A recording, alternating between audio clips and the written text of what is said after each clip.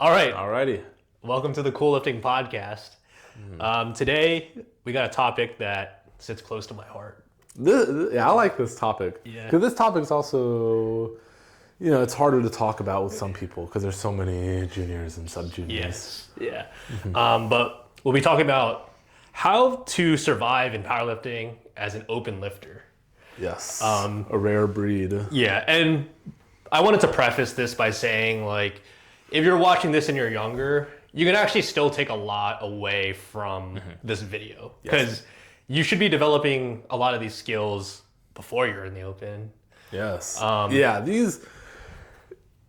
you don't develop it when you're younger, those are the people who drop off. Because they don't have these skills developed, and it's harder to rewire their brain after just so many years of goofing off. I guess that is the best way to put it. Because, you're in the open now, so you're maybe working a full-time job, finishing you're up. Most likely out of school. Yeah. And the biggest thing I know where people struggle with is budgeting. So they might be struggling to get food, whatever. But if you learn that when you're younger, this is just one example, right? It's going to make being in the open way easier. This is not financial advice. But budgeting is definitely a thing. Yeah. You just don't want to be struggling with anything. So with that being said, I guess we can start with people who struggle right off the bat. Let's say you've been either working for 2 or 3 years, or you just got out of college or working a job now. You see these type of people struggling. Who are these people? Is it you? Not so much anymore. But not this first part. This first part isn't me. But people who maybe abuse outside substances, such as drinking and drugs. Yeah. That's not good. That's very easy. We don't even really need to talk about that too much. But don't. Powerlifting's hard enough, and it's going to be harder if you're drinking and doing a bunch of drugs. Yeah, agreed. And it's okay to have balance, and you can go out with your friends. I used to rave a lot growing up. Not growing up, right? Just in my 20s. I'm still in my 20s. All right, coping. But basically, you can actually have fun without doing drugs. That's actually crazy, right? That's a crazy thing. You can have fun without drinking. So obviously, everyone knows that. Or do they? I don't know. But anyways, that's a whole other podcast episode.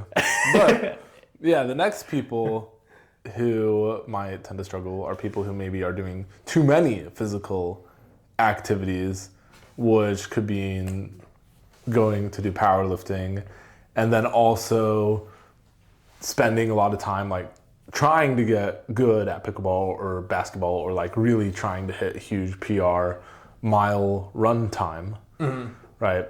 And these things, just like drinking and drugs, are fine in moderation. But if you're really trying to be good at powerlifting, even just time-wise, for quality of life, I feel like it's really hard to have the full-time job, train for 6 hours in one day, and then do pickleball as well, right? It's time-wise, it's just hard to do that stuff. Or maybe it's you want to go on a run, and then you want to do your squat and bench session, and then you also want to have a few games of pickleball with the fam. Just say you're not a hybrid athlete. I'm not a hybrid athlete. I go on walks, and that's about it. For real, if you're over 25, you're in the open, chances are you're probably actually one of the stronger athletes too. You could just be starting powerlifting. That is a possibility, but there's a chance if you've been lifting since you were 18 and now you just turned 24. Lifting for 5+ years. But the main thing is just showing up in the gym is no longer enough. You can't just I'm just gonna go in, do the workout, and then I'm gonna go play pickleball, and then I'm gonna go do whatever. There has to be a mental aspect to it. You have to be there, and also if you're thinking about whatever else, you might not be pushing hard enough, right? And that ties in with just people who have so many things on their plate, and ideally PL is, I like top 3, but ideally like top 5, just in general, right? And the way I see my balance with everything is there's work, there's powerlifting, and there's important relationships. Yeah. And it's those 3. It's not work, powerlifting, important relationships, social drama, traveling for fun often, partying, drinking with the friend group, many other forms of entertainment, etc. Like that's a lot of stuff. It's just these 3, and I just want it to stay these 3. And this is a transition for a lot of college athletes or college powerlifters. It's still the same thing. Like you have 3 things you can really prioritize. Usually it's like school, powerlifting, social life, right? Family or social life. But and then if you're working as well, work. Yes. Which is a little more on your plate. Yeah. But it's also like that's 4 things. And that's it. Yeah. And another thing, a lot of people who are in college or whatever is like that school thing for some of you guys might actually be really easy. Like you might not have to spend like 8 hours a day, like a regular job, doing whatever, right? Studying 8 hours straight. Whereas like if you have a job, you have 8 hours of work, and then you only have this much time to do whatever. You have to be there. Yeah, and I would say this is where I see a lot of people just entering the open struggle with, because they might have a misconception of how much free time they have. It's definitely a shift in lifestyle, and it doesn't even mean it's harder per se. It just is different. It's a transition period. Yeah, right. And all the things you mentioned, right? Like relationships, pickleball, whatever, like that might have been manageable while you were in school, having all that social life stuff. But like, obviously, if you're 25, you probably realize like it's just not possible anymore. Once you're 25, your life over. Well, but it's just like there's just more things, and less is more in this. And even with like general lifestyle, I think it's also fine to just have like work, athletic hobby, and then important relationships, not like a million other different things trying to manage it all at the same time. It can get very overwhelming. Yeah, so with that being said, that's where time management comes in. So like, everyone's favorite topic. Yeah, got to do what you got to do. And then I think this is just something I want to touch up on, because by the time you're open, or I would say like I can categorize people who are 25 into like 2 stages of their life. Like you still might be kind of lost and confused on what you want to do, or you've been, like kind of knowing where you want to go in life. Like you might be thinking about starting a family, whatever, career goals. But either way, right? Like you need to kind of just lay out like what your goals are and what's important to you. It's good to know what's important. Yeah, and that includes like what you want to do in powerlifting, because like you said, you want to probably try to maintain it in the top 5, ideally top 3. Yeah. I think top 5 is. I think top 3. It's kind of like the younger open. Yeah. You are, and then if you are an older open, which I don't even know what that was, is maybe like 30. Then it's more so top 5, because there are just more things that pop up that are very important. Yeah. This is just something side related. I'm not sure if you've heard of this, the peak end rule. It's like so basically like when you think of some sort of task that you did, whether it's like powerlifting, any hobby, you're going to think of the peaks and you're going to think of the end of that activity. And a lot of people might get a sour taste in their mouth with powerlifting if, they might be thinking, oh, I want to transition more to like thinking about my career goals, but powerlifting is taking so much of my time, and they get stressed out of powerlifting. So unfortunately, what they think of powerlifting is like, it's a waste of time. And they didn't really like it at the end. But like if you have that clear vision of what you're trying to accomplish, obviously it's going to make sense while you're spending like maybe 2 hours in the gym. Because this kind of goes into another topic in my opinion, which is like burnout, right? When you're in the open, you're probably going to experience burnout.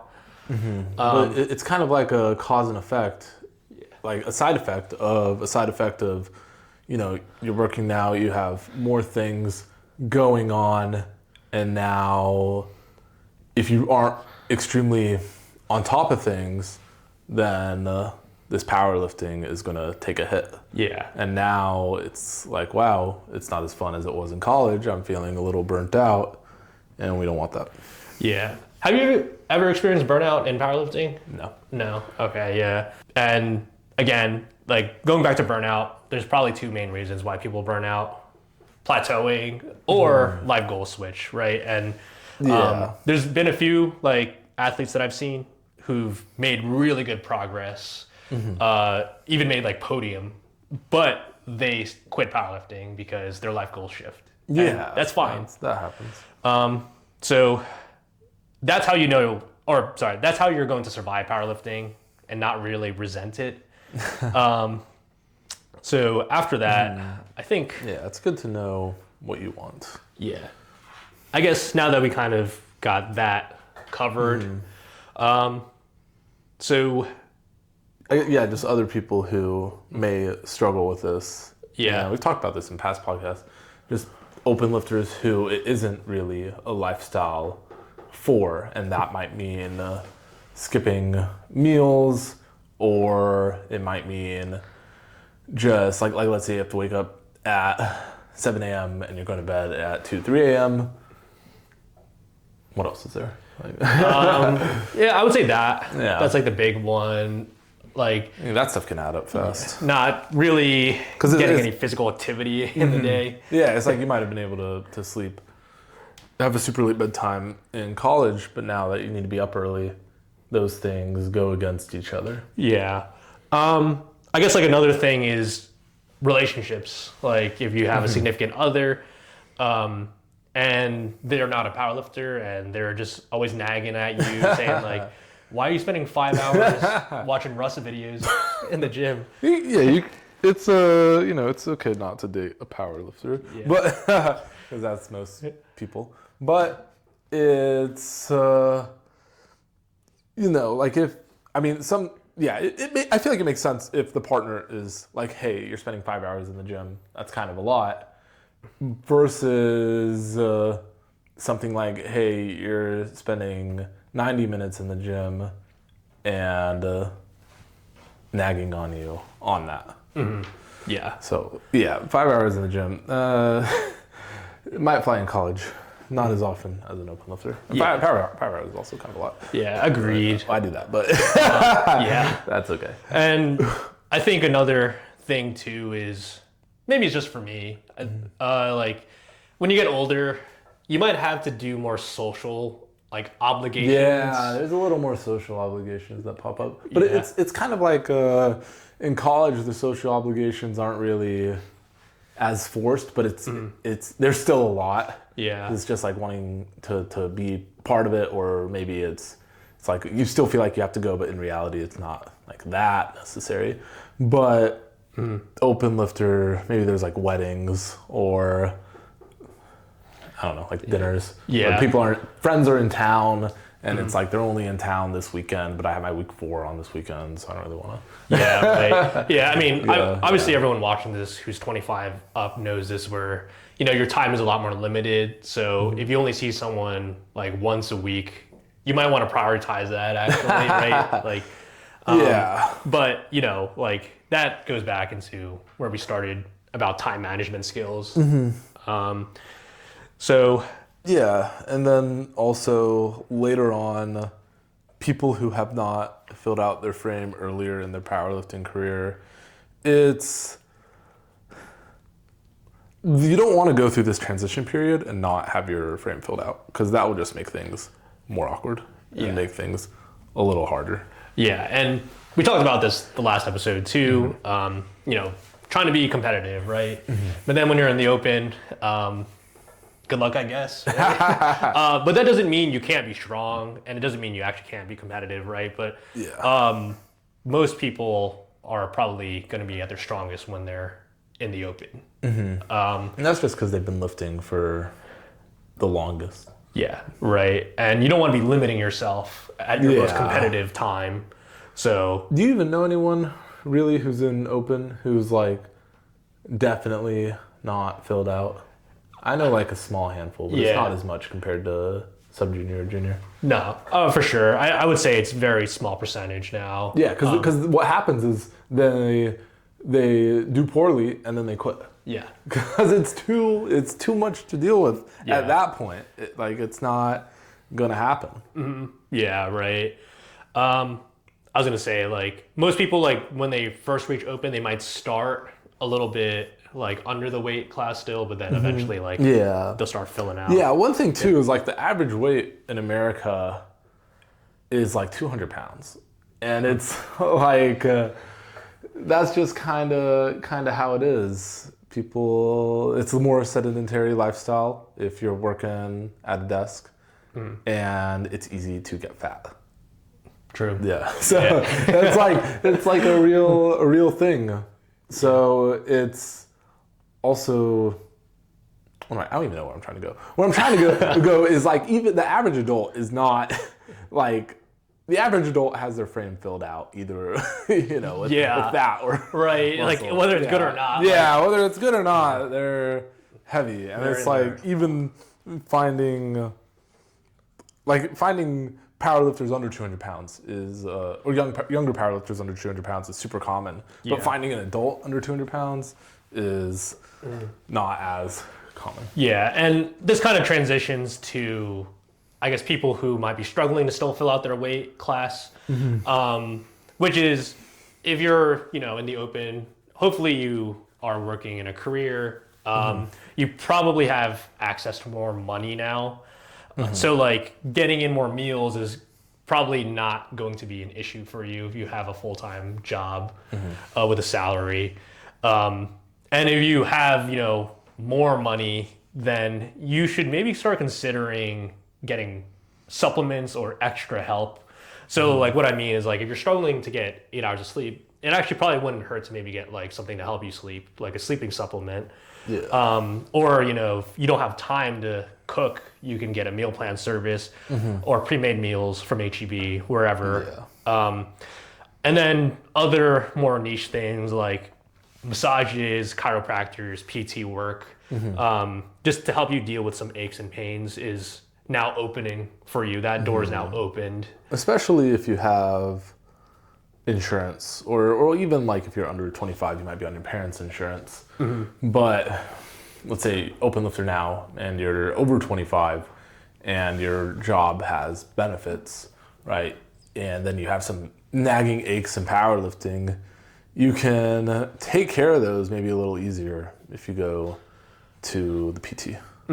Yeah, right. And obviously none of these things are like absolutely 100% necessary, but if you like go to a PT, your insurance covers it. It can really help you just learn about your body too. Because that door's open. And I remember when I was in college, I couldn't do it. That's all good. When I was in college, I went to a PT that was on my parents' insurance, and it was like 20 a session, and I thought it was a good PT. So that's like not that bad. Yeah, 20 is very good. Right? It was government insurance. So it was nice. All right. So now that we kind of got who it doesn't fit for covered, and then I guess some more helpful tips. We'll be talking about jobs now, like whether you work in the office, remote, or you have more of a labor job. So what should people be doing if they're in the office? I'm in the office. I've worked in the office a tiny bit.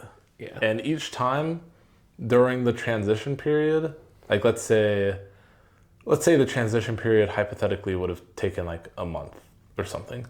During the first week of it, I felt like, wow, if I don't have my stuff in check, I am so screwed. And my week 4 is going to die out so fast.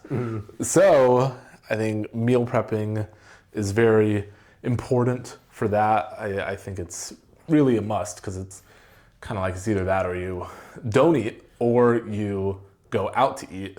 And I prefer not to go get like fast food or something as my pre-workout meal, and then having a bedtime as well. And like, I was still at the gym for a good period of time, so it was very much like I would go to work, go to the gym, and it would feel like, wow, I need to go to bed immediately. Yeah. Well, I was also at the gym like longer than I should have been. Yeah. But yeah, bedtime, because if I don't get my sleep, I'm all achy and it's not fun. Yeah. So back when I lived in the Philly area, when I was doing more like network engineering work, I would have to go on site, and it was the same thing, right? Like if I have to drive 45 minutes, I didn't really want to be eating fast food. Like obviously you can get something like Chipotle, whatever. But then, it's 45 minutes to the gym. It's like 8 p.m., right? So even if you quickly get your session in, like let's say in an hour, and it takes me another 30, 40 minutes to get home, it's time for bed. So yeah, it's very important to have a bedtime, because that, like if you don't get your sleep and then you're stressed about working, and then you're also, your meals are all out of place because you don't have time to eat, or maybe you're just getting like McDonald's every meal. Yeah. That is a recipe for disaster very quick. For sure. But yeah, I think all of those pretty much you need to do. Yeah. Moving around as well, like we said earlier, average weight in America is like 200 pounds. So there's not as much moving around if you're working at a desk for 8 hours a day. So just maybe like if you have a break, you just go and you just walk for 10 minutes. Yeah. Something like that. Like something I would do when I was working in the office for a little bit is I would try and eat my lunch quick.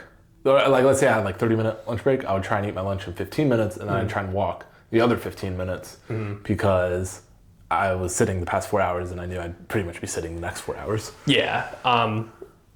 That and some other things like just standing and opening up your hips. Maybe if you can get a standing desk, like request one. Yeah. Just, minor things like that can go a long way. So that way you're not going into the gym and like you're like you don't tight. want to be all tight for the gym. Yeah.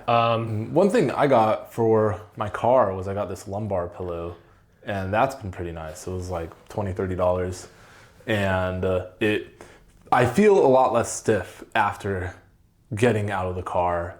Like if I drove for 30 minutes or something like that, I feel a lot less stiff. I think that's great for a commute. I think that's great really for anybody. And I had another seat I tried out for a bit, but I like the lumbar pillow a little more. Yeah, I mean, I think this is just specific to me, but like I have a neck pillow too when I'm driving. Yeah, that's awesome. Yeah, just to make it's like, even if you just drive like to and from work and it's not even that long, you're probably gonna be in the car for multiple hours a week. And for some people, it could be like in Houston, right? Everything's a far drive. It could be a lot longer than that. It's a good chunk of time. So it's not that hefty of a cost. And it'll last. It'll be there forever. Yeah. And then this kind of ties into more like time management too. And once you get to the gym, obviously. Yeah, you might need to have quicker gym sessions, or not even quicker, but just sort of limit the yapping. Yeah. And you can have the same gym session and just not really talking as much can really shorten the time, because I yap a lot. Yeah, same. And everyone says it's like just not using your phone in the gym. Yeah, like, that stuff too. Like that. That it's things can go quicker if you're not on your phone. Yeah. So there are ways to make this session quicker without necessarily rushing it. And then if that's still not enough, then you might need to either superset some stuff or shorten the rest periods a bit, or just quicken up the warm-ups, just something to get this time managed a little better. Yeah. I feel like a lot of people who work in an office, they're kind of forced into a schedule. So I'm sure a lot of what we covered too is like... Yeah, but that schedule is also predictable. It is. So it's... like you can work around it. That's what we're trying to say. Yeah, right. Like I would say if you're in the office, even though it sucks, like you have to drive everywhere, like it's a little bit easier than someone who has to like travel a lot or work a labor job.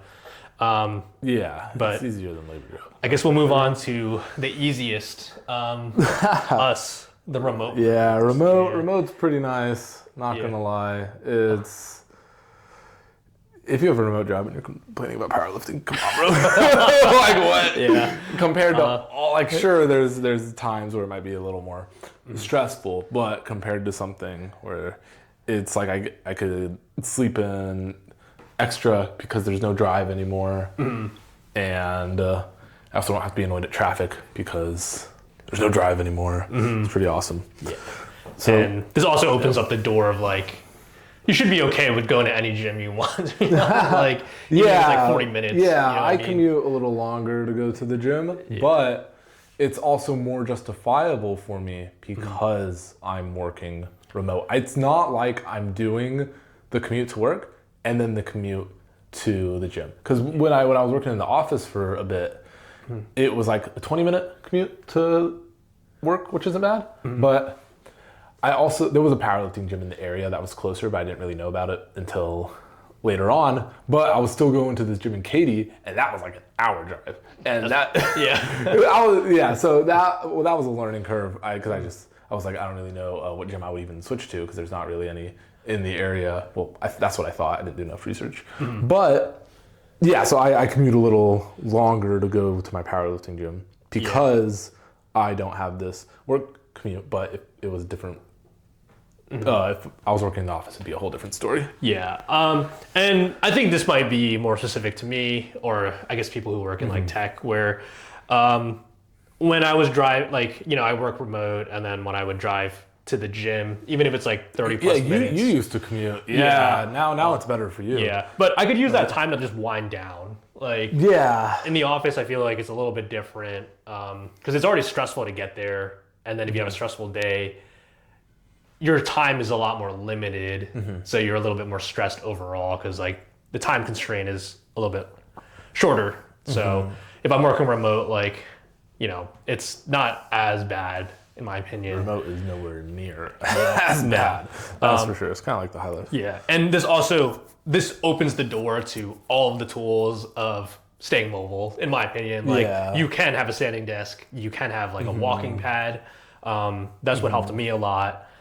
You shouldn't have any problems with like nutrition at all. Like, we both luckily have an extra room to work in. We don't really work in our bedroom. Yeah.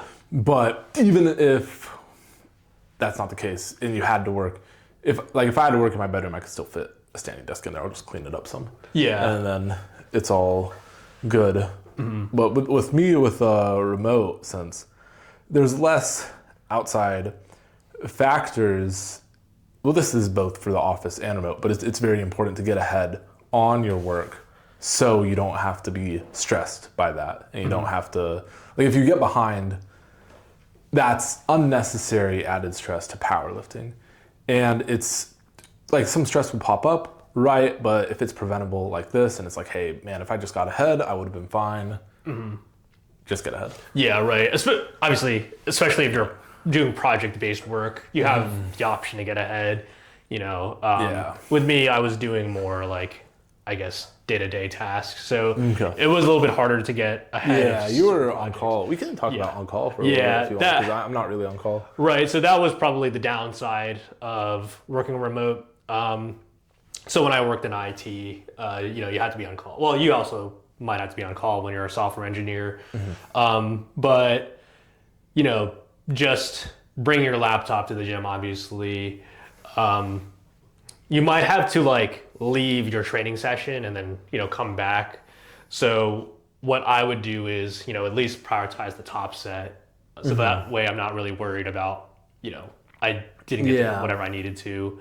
Yeah, I know a handful of people who've been on call and they've had to bring their laptop to the gym, and it's kind of just like a better safe than sorry. Because if you don't bring the laptop, then you got to drive back. Yeah, that's way messier than just having to take like an extra long rest period. Yeah, right. And then if you're not in prep, if you're not in season for anything, it might be worth just telling your coach, like let's try to only train 3 times a week this week, or shifting maybe some days around so that your primaries land on one day. That's like on the tail end. Just because, generally speaking, when you're on the call, you won't get calls on the weekend usually.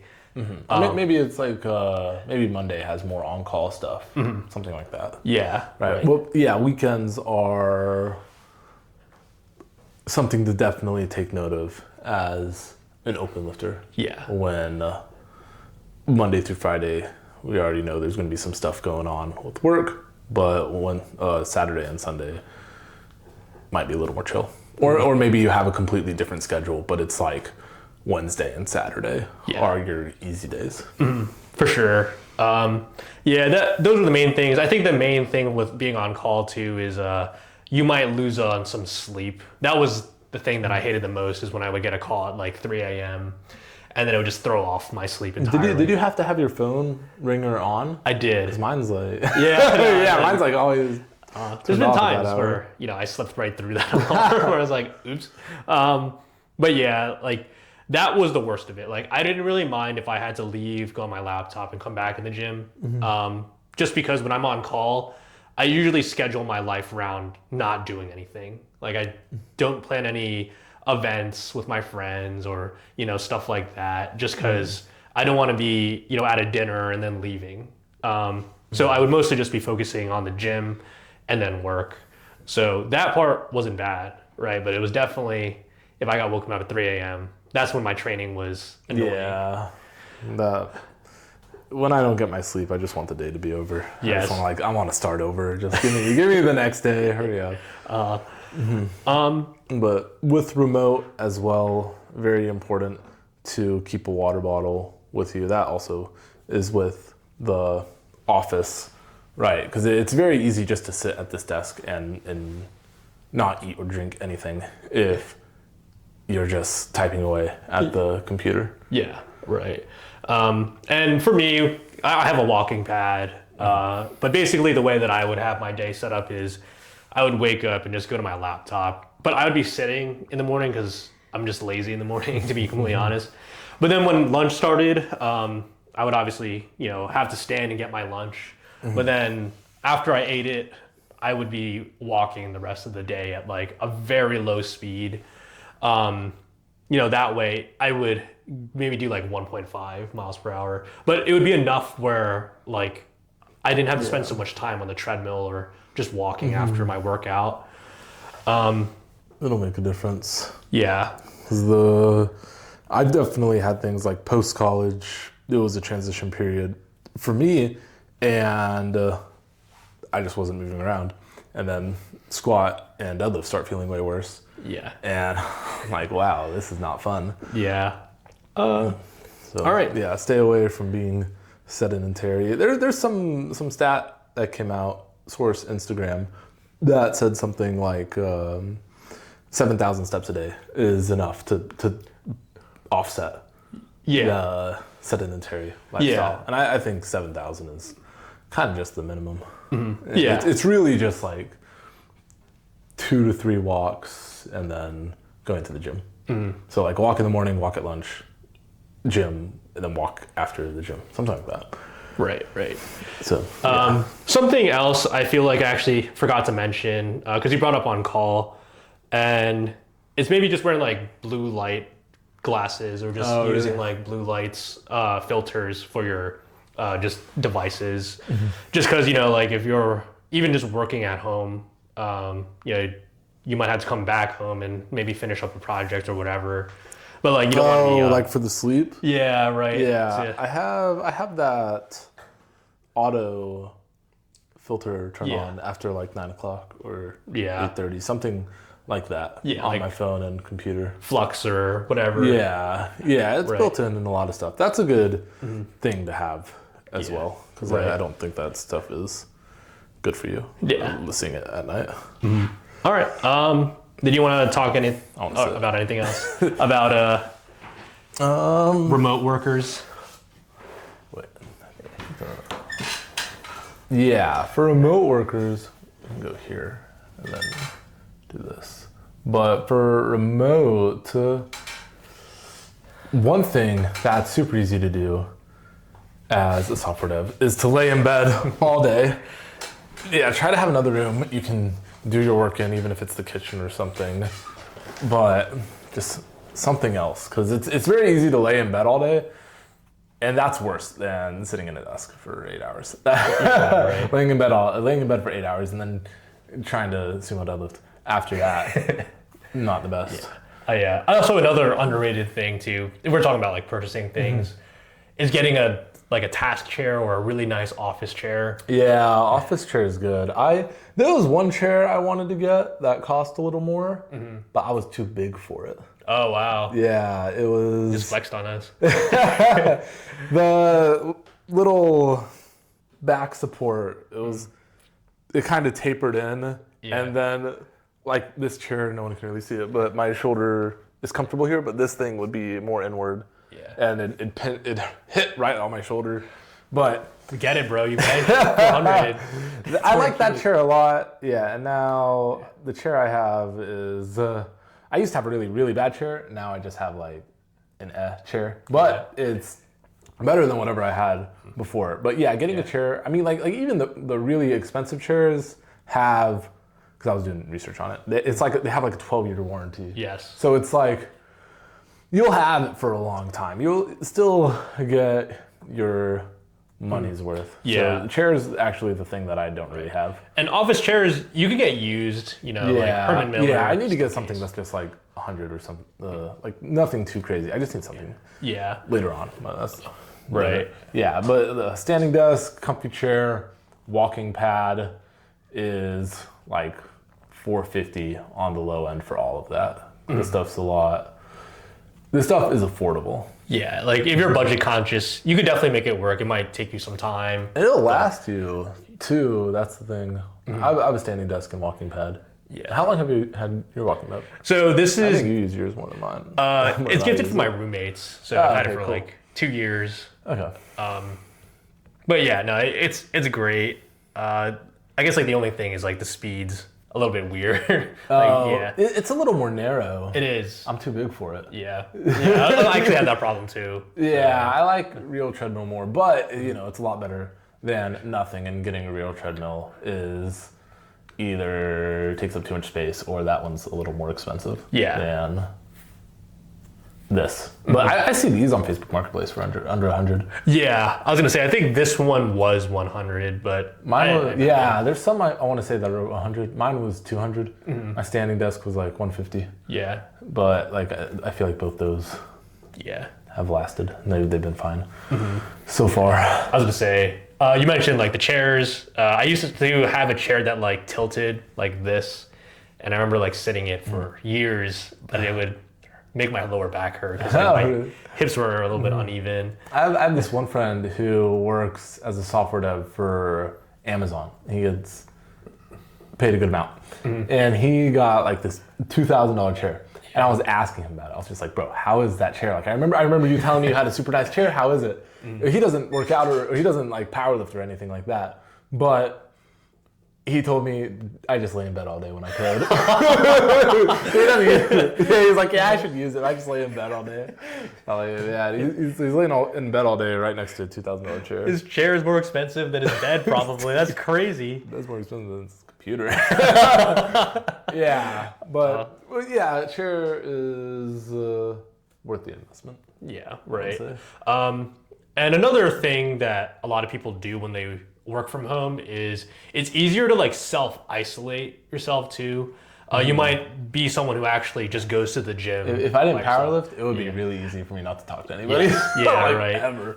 So go outside, get some sun. Touch get some sun. It's good to get some sun. That's also like a thing.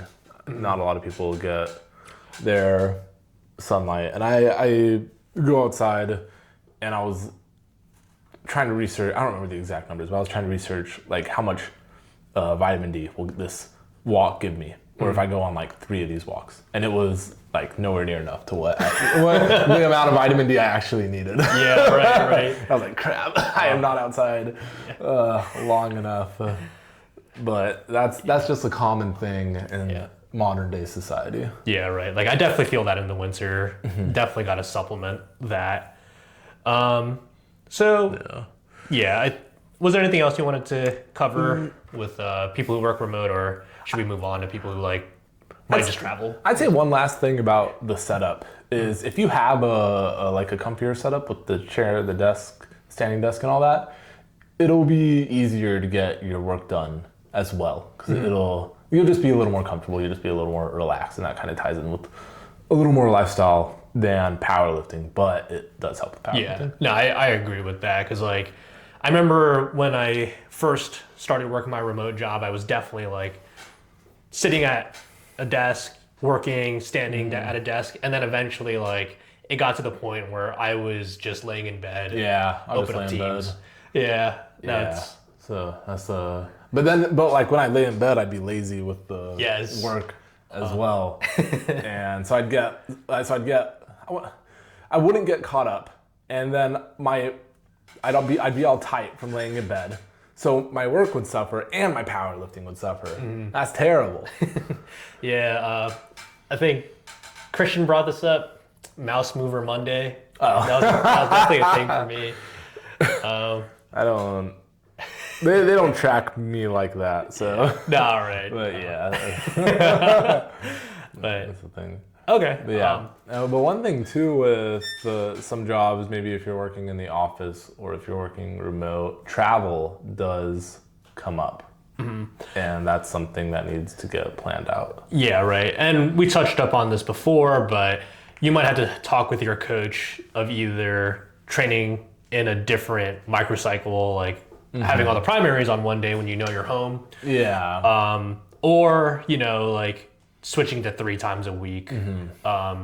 There's stuff like that where you can accommodate, or just maybe even cutting out some accessories that are more for like hypertrophy, just so you can get like the time in. I have one athlete, shout out Scott, who is a masters lifter, and he, with his work schedule, I'm actually not sure if he works remote or in the office for a few days. I would assume remote, but it's like he's working remote or in the office Monday, Friday, but then Tuesday or Thursday around that time he's flying out to another state. So, but he does that every week. Oh, yeah. But he's just used to it. He's just on top of things, so it makes things easy. But that's also predictable with him. It's not like something coming up like once a month sporadically. So with him, we have his primary days on the weekend, and then we have that one secondary day sort of in the week, and we're flexible with that because we just understand like, hey, we're traveling every week. Not everyone is doing that. Yeah, I have one athlete, he's an engineer, but I think he's like a chemical engineer, so he'll like sometimes just have to go to a random site and that's the thing too, like going to sites. Does he have to travel for that? Yeah, he does. Like he'll have to fly out, and I mean, obviously the biggest advice is just having like 2 gym memberships. Like you probably need one membership that's like a 24-hour fitness membership, because like if you're flying and then you gotta train after work, after being on site, like you're gonna not be at your home gym, obviously. So like, I don't know. Yeah, I would say doing research on the gyms in the area beforehand is very important, because it's one thing if there's straight up no gyms in the area, but it's another thing if you finish your day and then you do your research at 6 p.m. and by the time you find a gym at 6:30, and then the only gym in the area closes at 7. Yeah. That you don't want that happening. Yeah. And you mentioned this before. You can actually bring like your meal preps on the plane. Yeah. So planning that out is that. You can bring food on the plane. I was bringing food when I was traveling to handle at the past few national meets that were popping up, just because I didn't know like what the airport would have really, or because like, hey, I know once I get to the hotel, I'm gonna be gassed. I don't really want to go get groceries at 11 o'clock. I don't even know if I can get groceries at 11 o'clock. Everywhere's closed.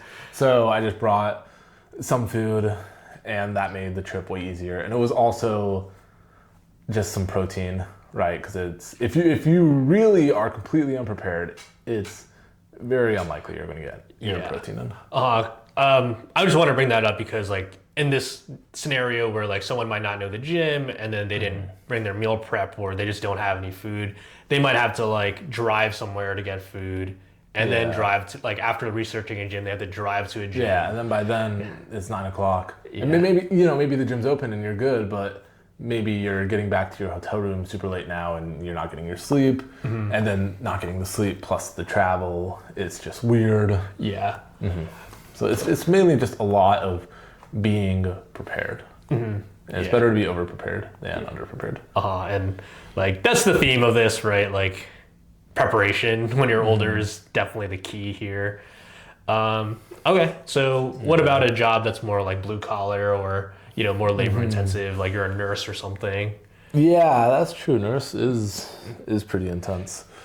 With the blue collar-esque jobs, there is a difference between something like stocking shelves or being on your feet all day versus working in construction. Like laying brick, jackhammering. Yeah. being a nurse as well is definitely different than stocking shelves. Yeah. Granted, stocking shelves is more, if you're doing that for like 8 hours a day, it's more intense than sitting at a desk on your computer. Right. But I would say the more blue collar it is, the more it is on that spectrum, the harder it will be to powerlift just because there's less recovery, like you're moving stuff around all day. You might be just a little more tired. There's just more BS to deal with in general. I was gonna say, one thing I noticed with a lot of my friends who work more like blue collar jobs, their schedules aren't as concrete. Like that's one thing too. It's not like 9 to 5. Yeah, it's not. Does it differ week to week? Yeah, there's some that, you know, like you have like a week to week thing. I coached this one guy who was more so nursing-esque job, and his it was pretty intense, but it was a consistent schedule for like 2 or 3 months. Yeah. And then I think it might have changed after that. Or maybe it changes like project to project if it's like a construction job. Yeah, right. So that's definitely one thing to keep in mind. And I feel like with that sort of stuff, maybe having a program that's more day 1, day 2, day 3, rather than a strict Monday, Tuesday, Wednesday is a little more up that alley. Yeah, and you're just gonna kind of have to accept like the exposure of the days might be a little bit off, but it's okay, right? Like if you're on a 3-day schedule, if it's 2 versus 3, I used to think it was like extremely important to have the days consistent, and it still is important, but I remember hearing something about Taylor Atwood. I think when he had a kid, he would move his days around. Yeah. And it's like, hey, if Taylor Atwood is moving his days around and making gains, it's possible to also move your days around and make gains. Yeah. Granted, he's not working a blue collar job, but this is something like I haven't really worked a blue collar job. Have you? No. I've worked with a few athletes who have had a job like this, and we've had to work together to figure out how to still make training productive.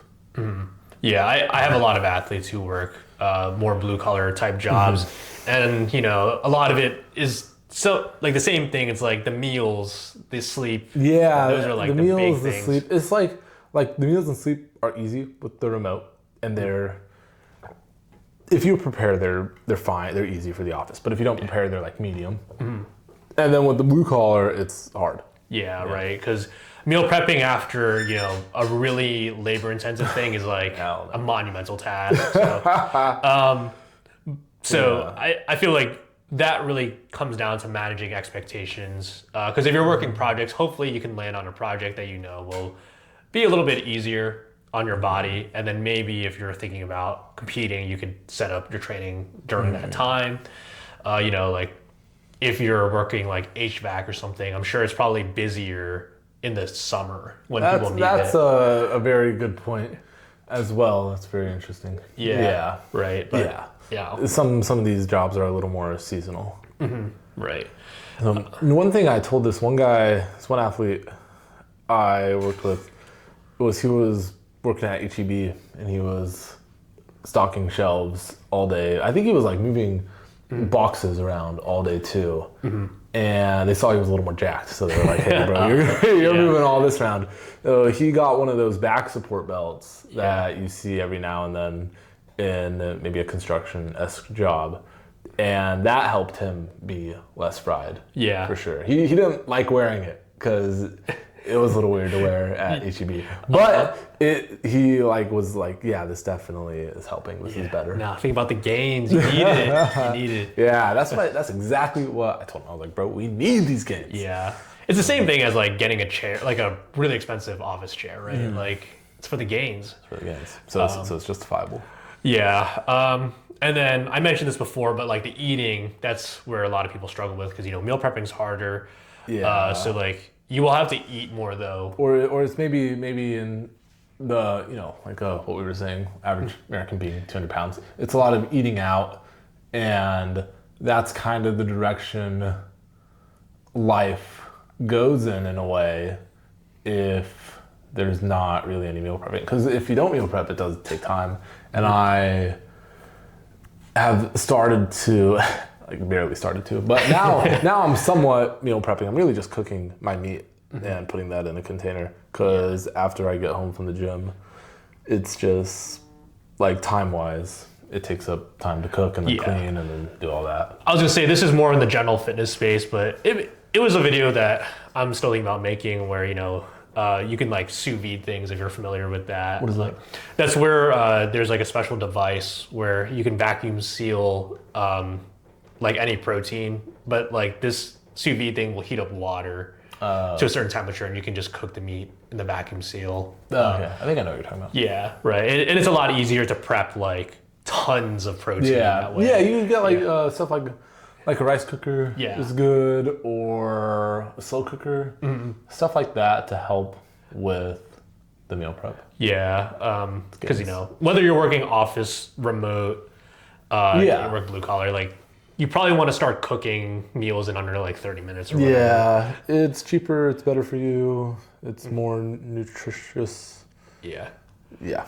Yeah. So, anything else you wanted to add? Yeah, with the blue collar, I'd imagine, but definitely because it's more common. We work with someone who's maybe working at HEB, stocking shelves. Is that they're burning more calories during the day. They're just doing more things versus someone who's just sitting at a desk. And that person might just need to straight up eat more because not even to gain the weight, but just to maintain weight. Yeah, right. I've seen that a lot because I'll see even nurses or people who work in construction getting 20K steps on average. Yeah, that too. So you're probably actually burning over 1,000 calories. So you might have whatever in MyFitnessPal, and it might be let's say for me, I eat around 2,500 calories, but if I was working more of a labor type job, I would have to be eating 3,500 probably. Yeah. So it's just more.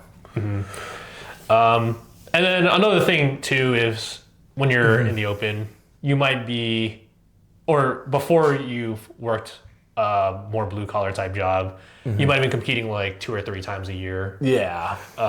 But managing your expectations and just knowing you might only be able to compete 1 time a year is a big thing, right? Yeah. So I've been competing more so 1 time a year just because of work, or since I'm coaching a good amount of people now, there's a lot of meets in Houston, and I want to be there to handle these people. So it's kind of hey, I can't really do that meet because I'm already handling X amount of people at this meet. It's just better if I don't do it. Yeah. Or it's just training wise, hey, if I want to do this meet, I have to handle all these meets on this day, and it kind of is just awkward if I do a prep during this time. So the past couple meets I've done have just really been hey, this just works out nicely for me, and I still want to do this meet, but it works out nicely for me. And something I'm thinking of doing after regionals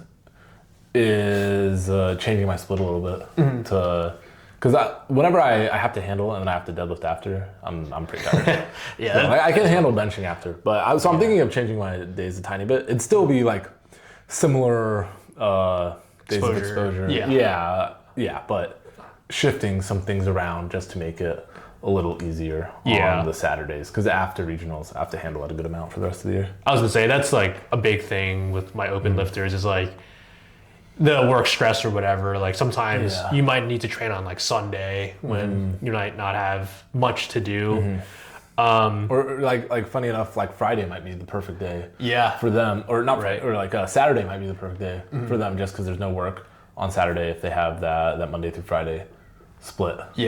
Right. Or maybe they don't want to train Monday because, like, this is the reason I've heard people say, like Monday, you know, is just there's more stuff popping up, catching up from the weekend on the work day, and then also Monday is just a very busy day at the gym. Yeah. And some people are just like, man, I'm tired after work. There's so many people at the gym. I'd rather just go on a different day. Yeah. Right.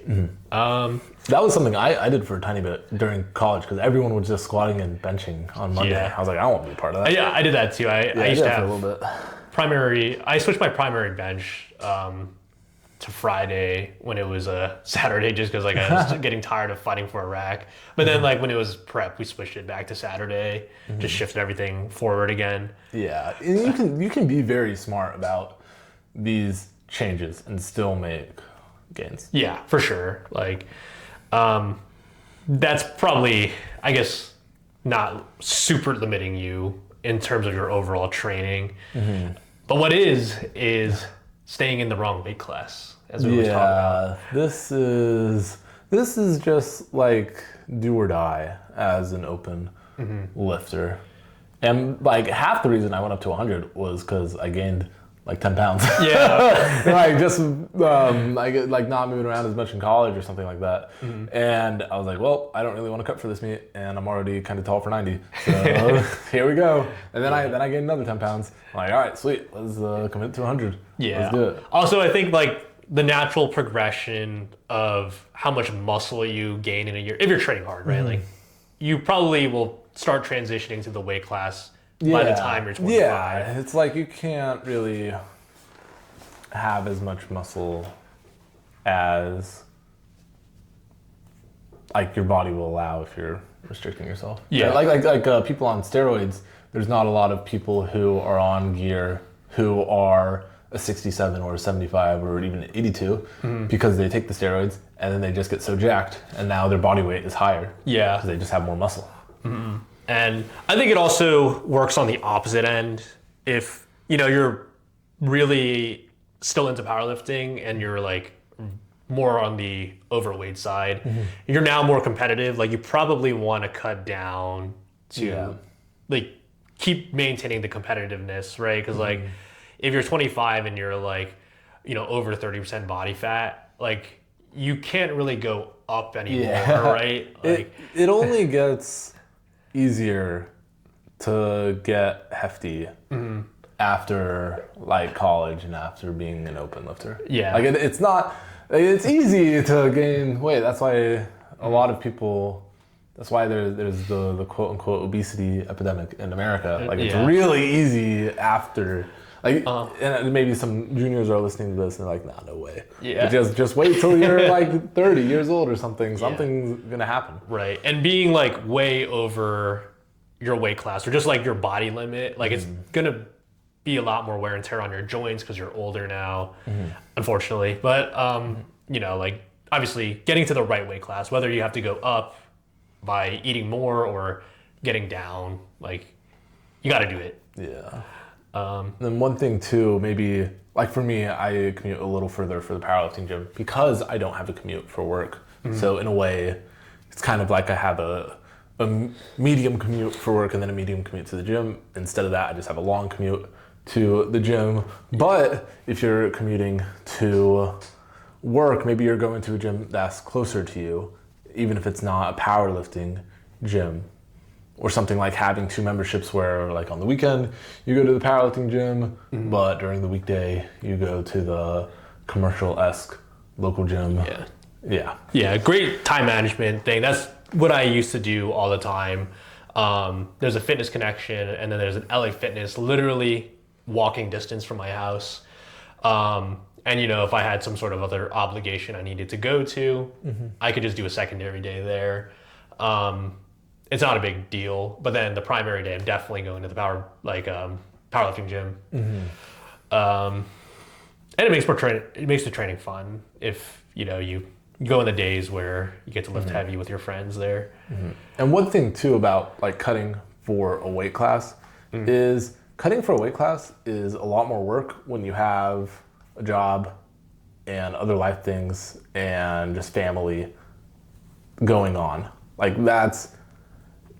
it's not, I haven't really done much of that, cutting for weight class, but I can't imagine it's fun to have all this work stress and then, the natural maybe pressure from doing a meet. And then you also have to cut X amount of pounds.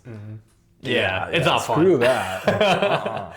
But, yeah, no, it sucks. Yeah, so I guess next thing is, things are a lot more consistent schedule-wise. Well, sometimes, depending on the job, they're not. If it's like the project-based, blue-collar-esque job. But for the office and remote, usually they're consistent enough. So just make sure they're a good consistent with your sleep schedule, with bedtime, and then the meals, all of that. And with sleep too, I think buying blackout curtains is very important. Yeah. I've been using a sleep mask a lot lately. That's been super gains. It's kind of like blackout curtains for your eyes. Yeah, and for me, like picking up reading, that's been super helpful. Again, we talked about the blue light filter. Yeah, blue light filter. But also, I'm reading and learning something, not brain rotting like I usually do. No, I'm still brain rotting. But, doing that before bed, just winding down is the biggest thing. Like not thinking about work or whatever you have in life. There's some nights it's maybe like if you work and then go to the gym and then you got more work stuff to do for whatever reason, and then trying to go to bed right after, it's like that work is still on your mind in a way, or there's just still stuff on your mind, and that makes it might make it harder to fall asleep. Yeah, right. And sometimes it's inescapable. Like if you have deadlines coming up. Yeah. If you can work through it, like just always remember, like the work's always going to stay there. Yeah. Like worrying about it isn't going to change a thing.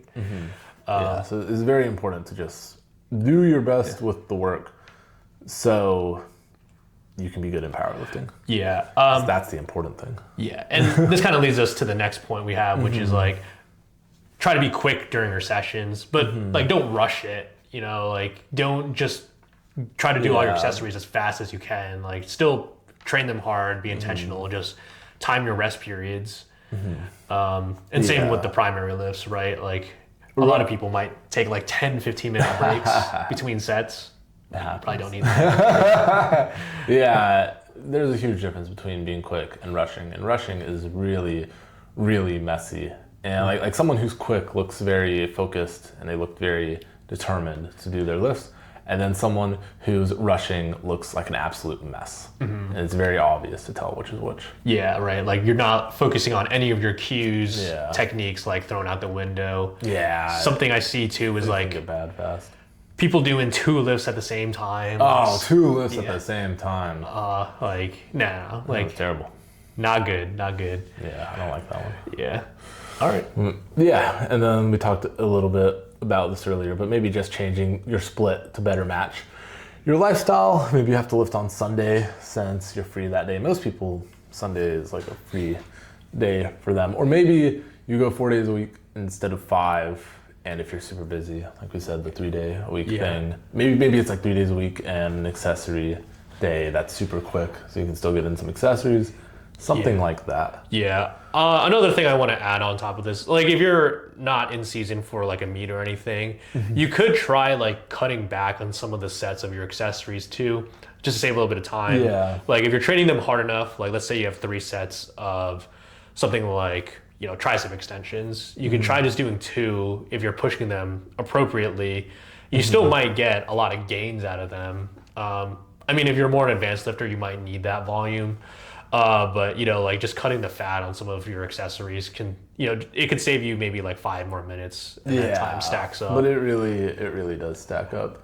Yeah. And then finding just some small ways to make powerlifting more fun. And a lot of fun in powerlifting can be just like, hey, when I make progress, it's fun, but maybe when I'm not making progress, it's not as fun. And as we all know, powerlifting has its highs and lows. So for me, just doing maybe some new accessories and pushing them hard has been a lot of fun lately. And it helps with the long term too, because there's more muscle, and that's just good. Yeah, and to build up on top of this point, which is like something that I see a lot of powerlifters do is get fixated on, you know, certain lifts or whatever, but sometimes it's just good to just learn something new, like learn a new exercise and just try it out. And then just see if you enjoy it, right? It can even be like not powerlifting or bodybuilding related. Like maybe it's like someone I was talking to at the gym the other day was saying they play a bit of volleyball and they've been doing a little bit of plyometrics to help with that, and that's been fun for them. Right. So and I think this is kind of more, I guess, philosophical. I see a lot of powerlifters think of their training as powerlifting and not just like training. And I think it's kind of a better mindset to have, that like a lot of people might think, oh, I want to quit and just start bodybuilding. But then when they start bodybuilding, they're just doing the same thing anyway, right? Like you could still like train your accessories hard and have fun like that. They still suck. Yeah, right. There's only one person I know who's made that switch and like has actually shown potential and been good and been jacked. Right. I was like, you gotta have the shape there. So another like thing too, we sort of mentioned this before, but like powerlifters, when they start in college and then they get to the open, a lot of them will cultivate friendships through the powerlifting team, or just, you know, you're in a powerlifting gym and all your friends are around the same age as you. But what that usually means too is you all kind of graduate at the same time, and then your life kind of starts splitting. So like sometimes like if you find yourself just not having fun in the gym, it might be a time for you to change your environment and cultivate new friendships in the sport too. If that's something that's important to you, it kind of is for me actually. Like I do enjoy the gym community, hyping each other up, and you know, like getting some hobbies or just doing stuff with your friends outside of the gym after you made some friends. I think that also will help keep you in the sport, right? Like just having a support system, community, etc. Yeah, you can like gym hop a little bit if you have time. Make some new friends. Yeah. Go there, bring a friend Friday at Compound. Those are free. So I like tagging. Those are walking advertisement. But yeah, the main thing with all of this is if you want it bad enough, you'll make it happen. Yeah. And that's just how it is. That's true. All right, I think that's all I got. Anything else you wanted to add? That's about it. Yeah. I want to say I had one more thing. I don't know. I forgot. Okay. That's fine. But yeah, that was plenty. But yeah, if you want it bad enough, you'll make it happen, and you'll figure it out, or you will stop powerlifting. But adapt or die. One or the other. But okay. Yeah. All right. That concludes our podcast. Give us a 5-star review. Yes. Again, you can follow us on Instagram. You can DM us your training videos and ask for technique tips. Right. But you have to say please. So, yeah. Well, awesome. Thank you for listening. We appreciate it. All right. Peace. That was good. Okay. How long was that one? I don't think it was as long. Was it? That was probably like 30 minutes. It says it was an hour 10. Oh, wow. I was going to say a 45. Yeah. Oh, well, I guess I was recording for a while. Yeah, that's fine. Yeah. It was probably like 45 plus.